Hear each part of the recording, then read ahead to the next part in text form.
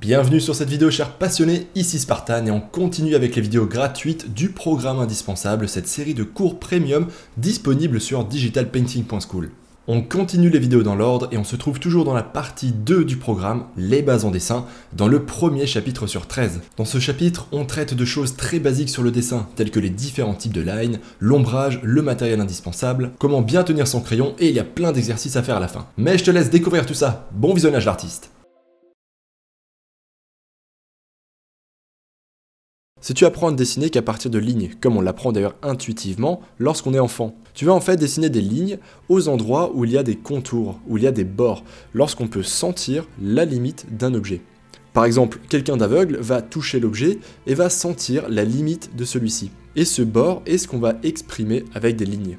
Seulement, cela pose deux problèmes en dessin. Si tu veux vraiment progresser, les limites vont vite se faire ressentir. La première limite est vraiment d'ordre pratique, car quelquefois un ensemble de lines tracées pour définir par exemple un objet ne va pas suffire pour faire comprendre son volume.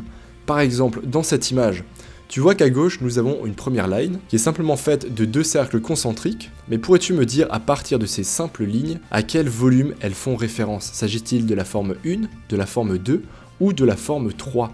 Tu vois que les trois volumes sont très différents. Dans le premier, nous avons une sphère qui a été creusée, dans le deuxième, nous avons deux sphères superposées l'une sur l'autre, et dans le troisième, nous avons une sphère avec par-dessus un cylindre. Pourtant, le croquis fait simplement à partir de lines n'était pas faux. Ce dessin était tout à fait juste, mais il manquait d'informations pour faire comprendre le volume de l'objet. C'est donc là la première limite du dessin à partir de lines. C'est pour ça d'ailleurs qu'on a différentes techniques pour faire comprendre les volumes, qu'on verra d'ailleurs juste après. On a les techniques de hachure, les cross-contours comme on appelle ça en anglais, et on a également la technique de shading. Donc le shading c'est tout simplement la mise en volume à partir d'ombre et de lumière, tout comme on l'a vu notamment dans la première partie, les bases en digital painting. C'est d'ailleurs la principale technique pour peindre en volume et notamment celle qui est utilisée en digital painting, mais on y reviendra plus tard. Donc ça c'est la première limite. Simplement tracer les contours et les limites des objets, des bords, ne suffit pas à faire comprendre les volumes. Mais la deuxième limite est beaucoup plus sournoise. Car la deuxième limite va faire toute la différence entre quelqu'un qui va apprendre le dessin en 10 ans ou en seulement 2 ans. Si tu essayes de dessiner quelque chose, de le reproduire uniquement à partir de formes en 2D, ou simplement à partir de leurs contours que tu arrives à analyser, certes, tu vas progresser en dessin. Tes croquis, tes tracés seront de plus en plus fins, de plus en plus fidèles, mais par contre, si jamais on te demande de dessiner ce même objet ou cette personne à partir d'un angle différent, tu en seras complètement incapable sans avoir de référence sous les yeux.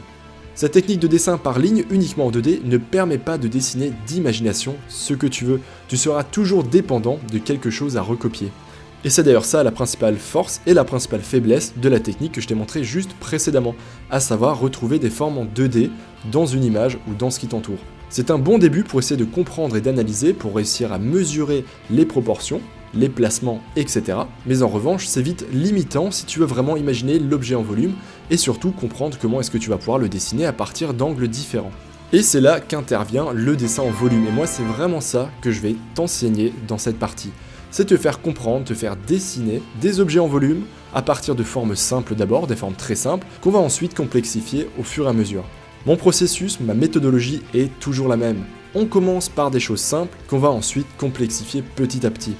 Si maintenant on voulait faire ça dans le sens inverse, on pourrait partir de choses très compliquées à dessiner, comme par exemple une scène complexe avec des personnages, un décor, etc. Et on va en fait découper ça et le décomposer en choses de plus en plus faciles à faire.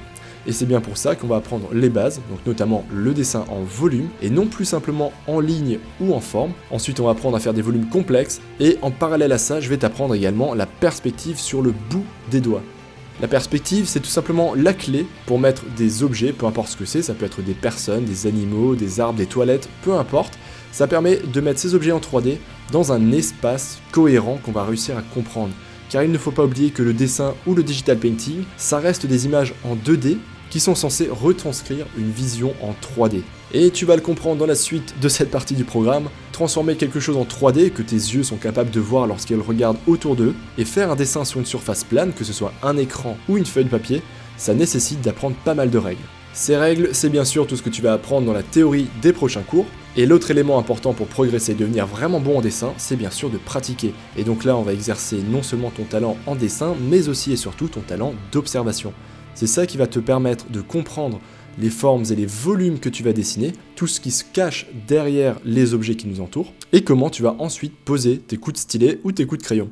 Et ouais, c'est pas une mince affaire. Moi, ce que je vais t'apprendre, c'est vraiment à réfléchir non plus en 2D, mais en 3D. C'est comme si j'essayais de transformer ton cerveau en logiciel de 3D. Une image en 3D dans un logiciel, lorsque tu la regardes, finalement, ton image elle est sur un écran, donc elle est en 2D, c'est une surface plate, mais tu comprends que ton image est en 3D parce que le logiciel va calculer tout ça, il va te mettre tout ça dans une certaine perspective, avec certains volumes, il va créer des ombrages, des lumières réfléchies, etc. Donc plein de règles physiques vont s'appliquer à tout ça, qui vont te permettre de comprendre que ton image est en fait une représentation de la 3D. Et le but de ces cours, si tu veux devenir bon en dessin, c'est de faire exactement la même chose, mais non pas avec un logiciel de 3D, mais avec ton petit cerveau.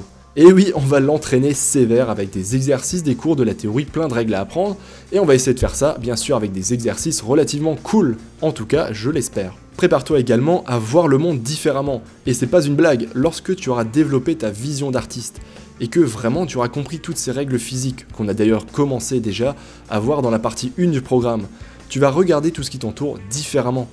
Tu vas analyser et comprendre certaines choses. Par exemple, lorsque tu regardes ta pièce, ton intérieur chez toi, tu vas te demander à partir de quel volume cette pièce est faite. Quelle est la perspective que tu vois? Où sont les lignes de fuite? Ensuite, tu vas peut-être essayer de comprendre pourquoi est-ce que les ombres sont projetées de telle manière, pourquoi est-ce qu'elles sont si sombres, comment fonctionne la lumière, où sont les lumières réfléchies, etc. Donc là, tu vas vraiment comprendre à la fin de cette partie comment dessiner en 3D, comment toutes ces règles physiques vont s'agréger entre elles pour construire une vision cohérente du dessin en volume. Avec tous les cours et les exercices de la partie 1 et de la partie 2 du programme indispensable, tu auras vraiment toutes les clés pour dessiner d'imagination. Tu pourras tout reproduire de zéro en suivant cette méthodologie et ces connaissances. Maintenant, prépare-toi à faire travailler ton cerveau et à le faire passer du mode 2D au mode 3D. Alors, je sais, t'es sûrement en train de te liquéfier sur ta chaise, en train de te dire que ça va être ultra compliqué, super dur, etc. Mais je te rassure, on va y aller petit à petit, étape par étape, on va commencer par les choses les plus simples, et on va aller vers le complexe. Tu verras qu'avec un petit peu de fun, des bons cours et une méthodologie, rien n'est impossible. Allez, assez de blabla, j'espère que tu as compris le pourquoi de l'intérêt du dessin en volume, que ce soit pour mieux dessiner, pour faire comprendre les volumes et les formes, ou que ce soit tout simplement pour pouvoir dessiner d'imagination et devenir un as en dessin. Juste un petit rappel avant que tu décolles. Comme expliqué au début de la vidéo, il s'agissait ici d'une vidéo issue des cours premium du programme indispensable sur digitalpainting.school. Je te conseille vivement de suivre ces cours directement sur le site, car bien sûr tu auras accès à l'intégralité des cours et non pas juste à cet aperçu, mais en plus tu pourras télécharger tous les fichiers, y compris pour les chapitres gratuits, qui sont bourrés de PSD, de broches de cadeaux, etc. Et en plus plein d'autres avantages et surprises t'attendent si tu t'inscris. Allez, à bientôt l'artiste!